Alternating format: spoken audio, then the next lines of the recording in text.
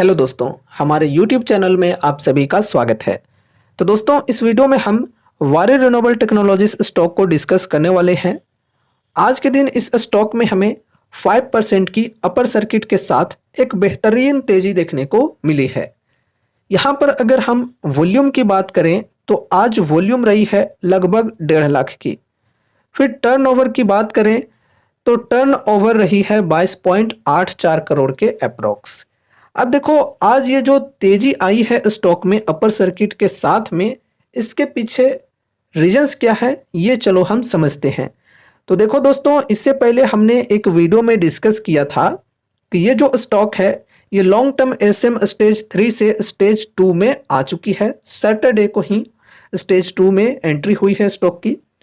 तो इसका इम्पैक्ट हमें आज के दिन स्टॉक प्राइस में देखने को मिला है। ठीक है, मार्केट ने इस चीज़ को काफ़ी पॉजिटिवली लिया और स्टॉक के अंदर हमें आज अच्छी खासी बाइंग इंटरेस्ट देखने को मिल गई। ठीक है, तो ये रीजन है बेसिकली।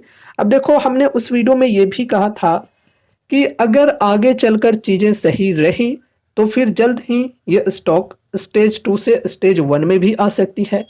फिर अगर आगे भी चीज़ें सही रही तो जल्द ही ये स्टॉक एसएम लिस्ट से बाहर भी हो सकती है। एसएम लिस्ट से अगर बाहर हो गई तो फिर सर्किट लिमिट यहाँ पर चेंज हो जाएगा। फिर स्टॉक के अंदर बढ़िया वॉल्यूम हमें देखने को मिलने लगेंगे। फिर जब स्टॉक से रिलेटेड कुछ अच्छी न्यूज आएगी तो फिर 5% से ऊपर की तेजी भी हमें देखने को मिल सकती है। और अगर कुछ उस प्रकार की बैड न्यूज आई तो फिर 5% से नीचे की भी गिरावट हमें देखने को मिल सकती है। ठीक है, अभी यहाँ पर 5% की अपर सर्किट और -5% की लोअर सर्किट लगती है, क्योंकि 5% का यहाँ पर सर्किट लिमिट लगा हुआ है। तो एसएम लिस्ट से बाहर हो जाने के बाद ये सर्किट लिमिट चेंज हो जाता है। ठीक है, तो अगर एसएम लिस्ट से बाहर हो जाएगी स्टॉक तो इन्वेस्टर्स के लिए भी अच्छी बात होगी एंड स्टॉक के लिए भी अच्छी बात होगी, है ना। अब देखो, यहाँ पर एक चीज़ आप लोग ध्यान से समझना, ये स्टॉक के अंदर अगर तेजी कंटिन्यू आगे चलकर नहीं रही तो बढ़िया बात होगी। ठीक है, लगातार अपर सर्किट के साथ हमें कुछ टाइम तक तेजी यहाँ पर अगर ना देखने को मिले तो वो एक अच्छी चीज़ हो सकती है। अब यार, इस चीज़ को सुनकर आप लोग ऐसे ही कमेंट सेक्शन में नेगेटिव तौर पे कमेंट बिल्कुल भी मत करने लगना। पहले चीज़ों को समझो मैं कहना क्या चाह रहा हूँ। बिना लोग समझे ऐसे ही कमेंट्स कर देते हैं धड़ाधड़। ठीक है, तो देखो, अगर कोई स्टॉक में अनएक्सपेक्टेड तेजी आती है, ठीक है, बिना वजह के तेजी आते जा रही है और लगातार सर्किट पे सर्किट लगे जा रहे हैं, तो फिर वो स्टॉक एसएम लिस्ट में चली जाती है। ठीक है, अब देखो, ये जो तेजी आई है चलो ठीक है, कुछ दिन और अगर आए, 2-4 दिन चलो मानकर चले आगे, चलो ठीक है। लेकिन अगर बहुत ज़्यादा यहाँ पर हमें उस प्रकार की तेजी देखने को मिलने लगे तो फिर ये जो स्टॉक है ये स्टेज 2 से स्टेज 3 में फिर से आ जाएगी। अब देखो, ये जो अपर सर्किट आज लगी है स्टॉक में, चलो आज लगी, चलो ठीक है, एक आध 2 दिन और लग जाए, चलो कोई दिक्कत नहीं है। लेकिन अगर कंटिन्यू इस प्रकार की तेजी देखने को मिलने लगे, बिना वजह के तेजी आने लगे स्टॉक में, तो फिर वो एक बहुत ही बड़ा खतरा हो सकता है। ठीक है, और फिर से ये स्टॉक स्टेज 2 से स्टेज 3 में जा सकती है।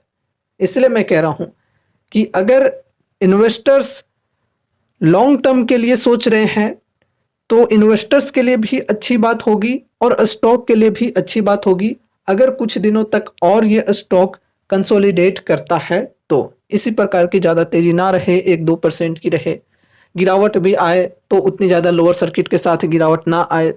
ठीक है, तो मतलब रेंज में अगर स्टॉक रहती है कुछ टाइम तक और कुछ खास मूवमेंट नहीं रहती है स्टॉक में, तो फिर ये स्टॉक एसएम लिस्ट से धीरे धीरे करके बाहर भी हो सकती है। इसलिए मैं कह रहा हूँ इसमें इन्वेस्टर्स का भी भला है और स्टॉक का भी भला है।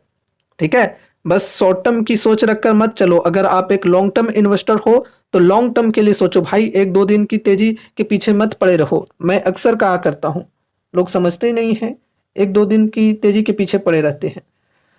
अब चलो यहाँ पर टेक्निकल्स के अंदर हम थोड़ा डिस्कस करते हैं।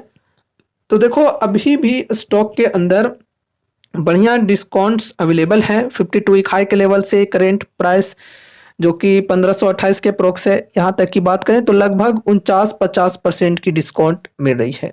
चलो ठीक है, यहाँ पर इन्वेस्टमेंट की शुरुआत करने के लिए छोटी सी अमाउंट के साथ एसआईपी की शुरुआत कर सकते हैं। फर्स्ट एसआईपी कर सकते हैं, फिर अगर गिरावटें कंटिन्यू रही तो हर 5 से 10% की डिप पर ऐड ऑन करके भी चल सकते हैं। लेकिन हाँ, ध्यान में ये रखना है कि सोच समझकर एक लिमिटेड वेटेज के साथ ही चलना चाहिए। ऐसा ना हो कि अपने पोर्टफोलियो का एक बहुत ही बड़ा वेटेज सिर्फ इस एक स्टॉक के अंदर दे दिया, ऐसे में रिस्क काफ़ी ज़्यादा बढ़ सकती है। तो लिमिटेड वेटेज के साथ ही चलना चाहिए, क्योंकि हाई रिस्क की हाई रिवॉर्डिंग टाइप की कंपनी है, ठीक है। एंड उसके बाद यहाँ पर हम सपोर्ट एंड रेजिस्टेंस के लेवल्स को डिस्कस करते हैं। फर्स्ट ऑफ ऑल देखो, यहाँ पर 1500 की सपोर्ट है, जिस सपोर्ट पर अभी ये स्टॉक ट्रेड कर रही है। उसके बाद है यहाँ पर नेक्स्ट सपोर्ट 1400 की, एंड फिर है यहाँ पर 1294 की, अप्रोक्स 1300 की मानकर चल सकते हैं। रेजिस्टेंस की बात करें तो रेजिस्टेंस है यहाँ पर 1593 की, एंड उसके बाद 1718 की, एंड फिर है यहाँ पर 1982 की। तो ये सपोर्ट एंड रेजिस्टेंस के लेवल्स को ध्यान में रखकर चलना है। बाकी दोस्तों एक इम्पोर्टेंट बात कि यहाँ पर हम जो भी चीज़ें डिस्कस किए हैं वो सिर्फ और सिर्फ एजुकेशनल पर्पस से किए हैं, ये ध्यान में रखकर चलना। यहाँ पर आप सभी को कोई भी बाय या सेल की कॉल टिप या रिकमेंडेशंस नहीं दी जाती है। तो इसलिए इस वीडियो को देखने के बाद अगर आपको कुछ भी इंटरेस्ट लगता है तो फिर आपको अपने तरफ से भी कुछ स्टडी एनालिसिस करनी है, या फिर अगर आपके फाइनेंशियल एडवाइजर्स हैं तो उनसे एक बार कंसल्ट जरूर से करना है, एंड उसके बाद ही कोई डिसीजंस लेने हैं, ठीक है। तो दोस्तों ये रही हमारी आज की वीडियो। उम्मीद है कि इस वीडियो के माध्यम से आपको कुछ यूजफुल इन्फॉर्मेशंस मिलेंगे। तो वीडियो को लाइक करके चैनल को सब्सक्राइब कर देना, और मिलते हैं अगले नए वीडियोज़ के साथ। तब तक के लिए बाय बाय।